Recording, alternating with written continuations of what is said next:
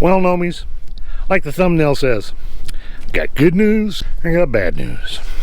Now don't worry, the bad news isn't that bad. Happens every year. It's inevitable, but it's here. I see the sign. What's the sign?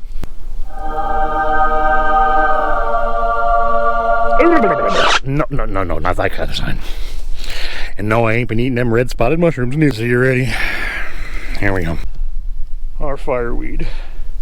It's coming to the top. Aww. That only means one thing. 6 more weeks.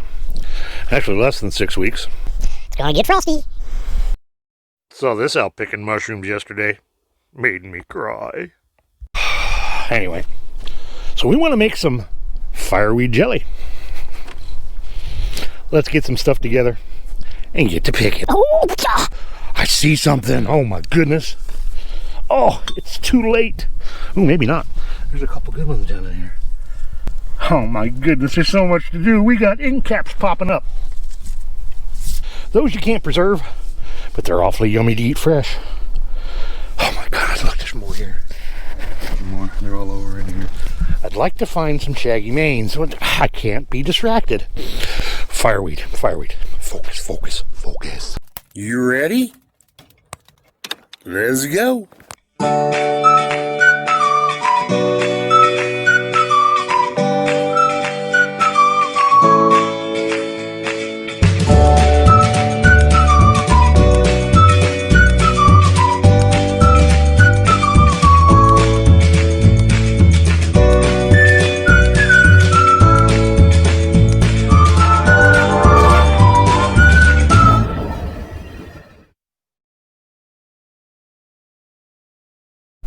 Alright, Nomies, real quick, let's talk about the fireweed and what it's telling us, because it does talk to you.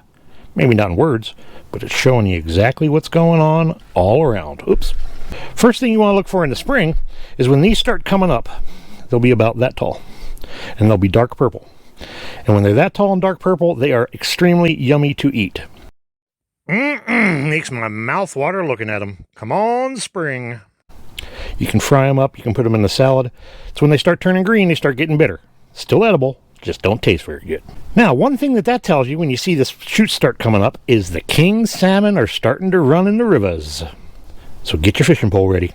Next thing you want to look for is when the flowers start coming up, they'll start blooming from down here. And they'll work their way up slowly over the summer. They start this process in the flowering at the base.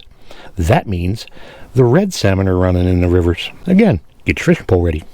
Gradually over the summer, they'll climb to the top, and when they get there, besides meaning that the silver salmon are running in the rivers, the bad news is 6 more weeks till winter.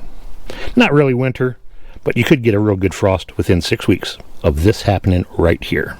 So, we best get out there because we're running out of time, we're running out of flowers to make jelly out of, and that's what we're going to do today. Let's get to it. Start picking. Alright, Nomies, what are we going to need for this adventure? A bowl for gathering. And a hand for picking. So, this is easy. All you do, pick the flowers, put them in the bowl. Pick the flowers, put them in the bowl. Now you don't want to get these seed pods in there. That right there, that long skinny thing right there is a seed pod. That's what's going to turn into fluff. That stuff, yuck. In fact, when these get a little bit further, if you gather a bunch of these up and save the seeds, spread them in areas where you've cleared the ground. It helps prevent the birch shoots from popping up next year, because the fireweed wants to take over. Anyway, let's get back to it. That's all you do. It's gonna be a while. For this recipe, we're gonna need about 4 cups of packed fireweed flowers. They're sparse around here, but I think I can get enough here just wandering around the homestead a little bit. So it's gonna be a bit. We're not gonna bore you with that. We're just gonna get to picking. We'll be back.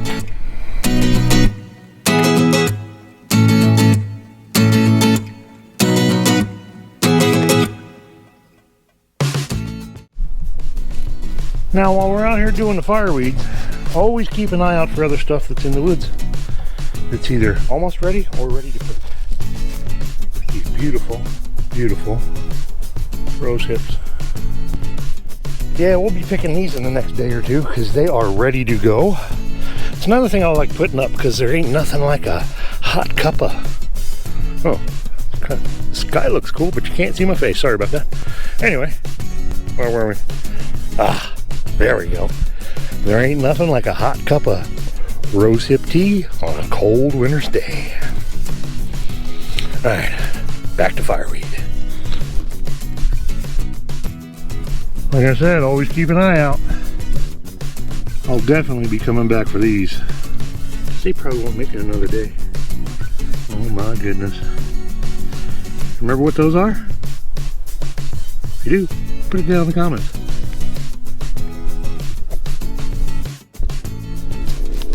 Now you remember in the last video, the catch, clean, and cook of the boletes? After they keep growing and growing, you can see that's how big they get. Still wouldn't eat them. And we got some gypsies. Gypsies galore. That one's a good picker. That one's a little big. Remember, folks, with the gypsies, get a scraggly edge, tan top, and a little bit of a nipple there in the center. Alright, we better... Oh, another gypsy. And they're all over. Alright. Fireweed, fireweed, fireweed. Focus, Nomi. Focus. Well, there you go.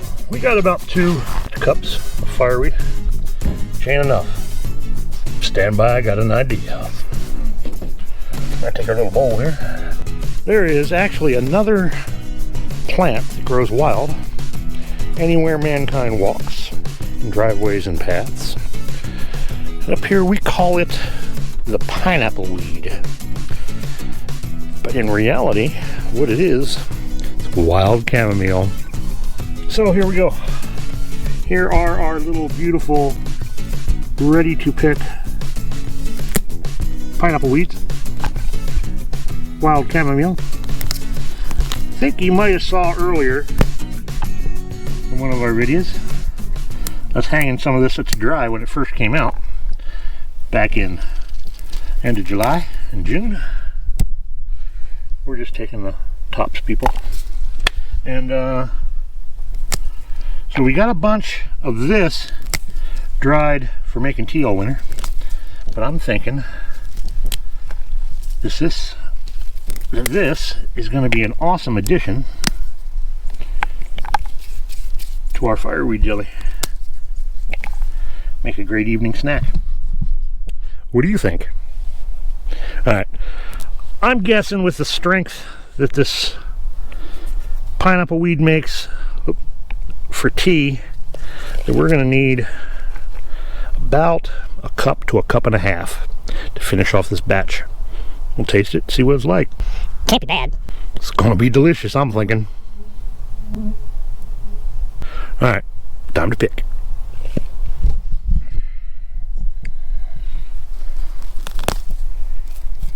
Alright, Nomies, let's talk about pineapple weed. Where it grows, what it looks like, what to look for. It grows in these big clumps like this.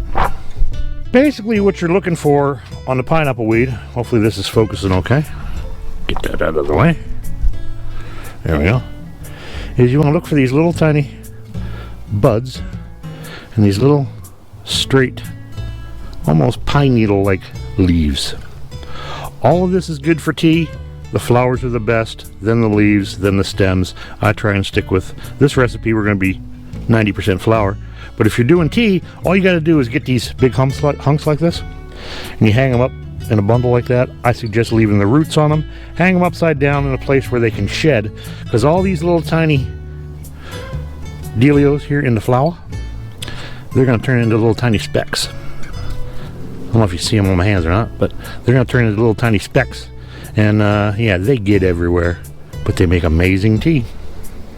When the plant is young, the flowers those little buds that sort of look almost like pineapples will be green, and then they gradually turn yellow, and then an orangish yellow, and then they shed all over the place, and then you gotta wait till next year. All right, let's get to cleaning this thing up. We'll get to making some jelly, because we got company coming, and we got to get this done before he gets here, so we can make some dinner. You know who's coming for dinner? Take a guess. He'll be here soon, so you'll find out. Leave it down in the comments. All right, what are we gonna need? Pineapple weed. A bowl. And some skizzas. Let's do it.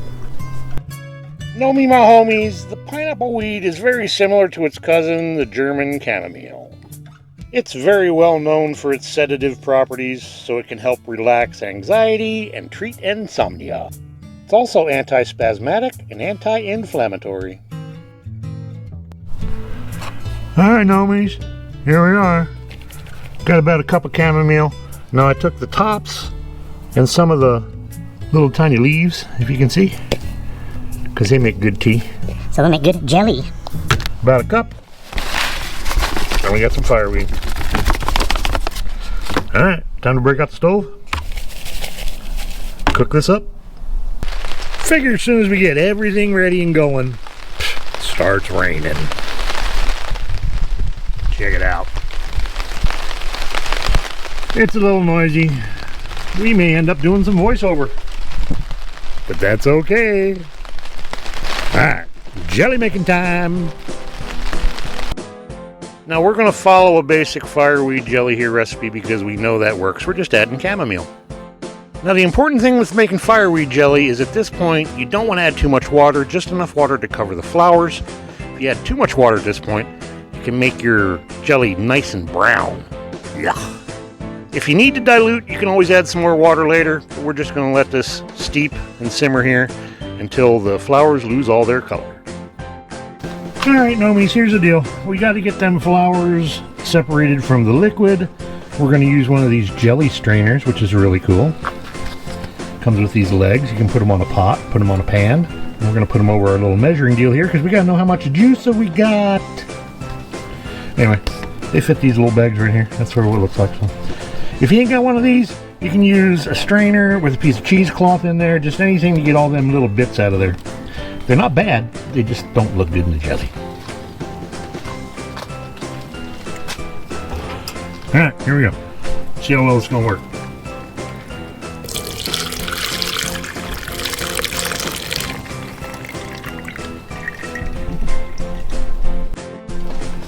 Now take your time, this stuff's hot. Pour it into the strainer slowly. Get all them flowers in there. Just let it do its thing.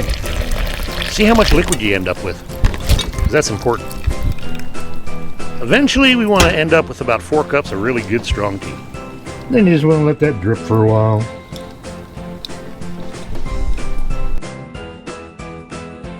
We ended up with about 2 cups of concentrated tea. Now we're going to add some regular water in there to bring it up to 4. Alright guys, that's set and dripped for quite a while now, so let's take our little sake dew off here, trying not to drop it into the tea. And this thing out here. We're done with that. Just take this, wring it out, get all those yummy juices out of there. Make sure your hands are clean.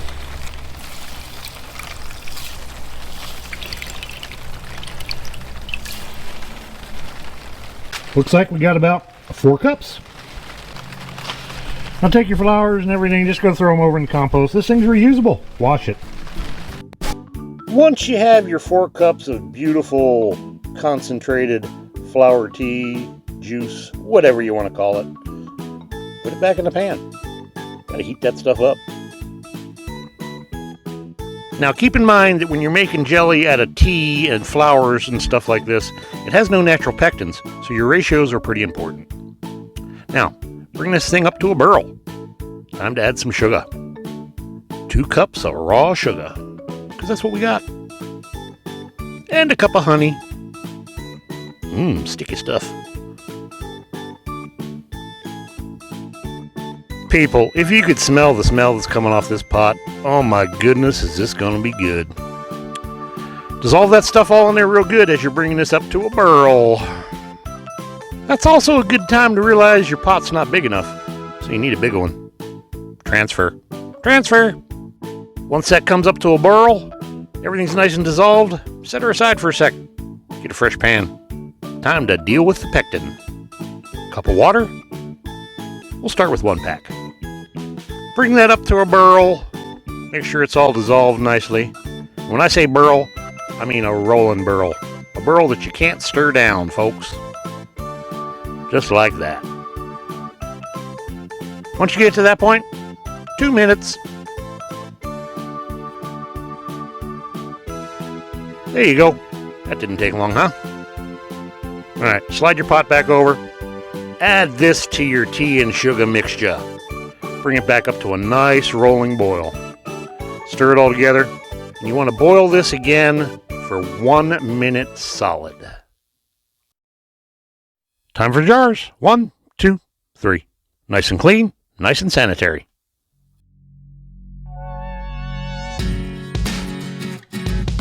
Now you want to make sure you fill these jars with this stuff just off the boil. Good and hot. Nice and hot. Ooh, good and hot. Look at her go. She's got some pretty cool color to it. Looking yummy. Now make sure you wipe your rims. Always wipe your rims. Put your lid on there nice and tight. Flip her upside down. I'll tell you why here in a second. And we might as well tell you while we're filling up another jar. Basically, this is a very sugary, concentrated solution. And sugar takes a lot to bring it up to a boil. So once you get it up there, it's over 200, 220 degrees. This stuff is so hot, folks, when you're flipping it upside down, basically what you're doing is warming up your jar lid. Yummy!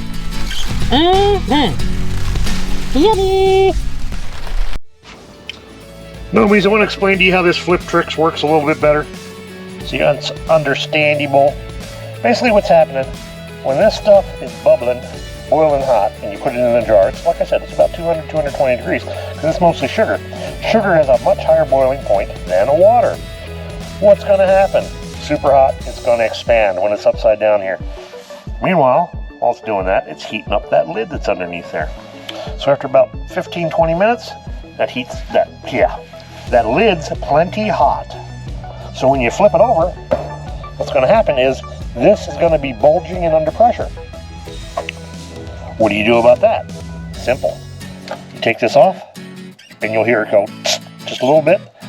Crank it right back down nice and tight. Leave it. Once it cools, the hot air that's in there is going to contract. Excuse me. As it cools, it's going to contract. And when it contracts, it's going to seal your jar. And that's how it works. Alright, now company's coming, so we got dinner going. We got some stuff to clean up after making our jelly. While it cools down, and hopefully, cross your fingers, it sets up. Bubble, bubble, toil and trouble. Just in time for our dinner guest to arrive. You guessed who it is yet? Got to come down the driveway. Right now.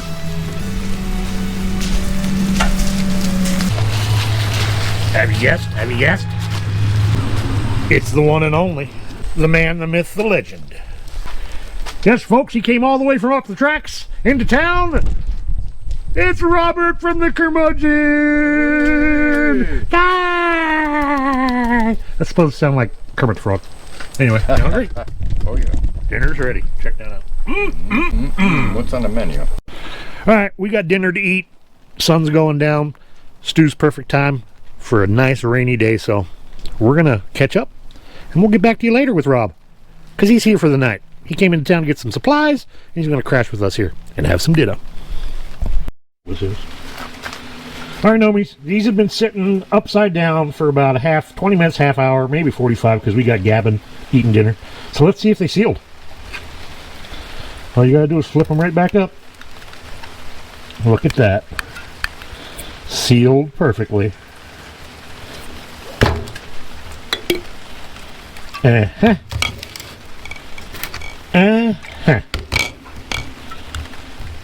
Now, I wouldn't do this when you're canning a lot of different stuff, but if it's got a lot of sugar in it, a lot of salt in it, you can get away with this method. Works just fine. All right, top of the morning. Morning, Rob. Good morning. All right, we got some muffins. We're going to try our jelly out here, because that's what you do in the morning. Eat stuff. It's good. All right, I want to crack that jar open. Now, this stuff did not set overnight. I actually ended up adding some more pectin to the rest of the batch. We want to do this mainly for flavor, so we got a spoon over here. And slather a little bit of that on there, we can get a taste. Oh, that looks so good. It's got the color of fireweed. And it does. It's a little darker from that chamomile that went in there. Oh my goodness, does that look good? Oh my goodness. Will you hurry up? You're doing good in this, man. Oh.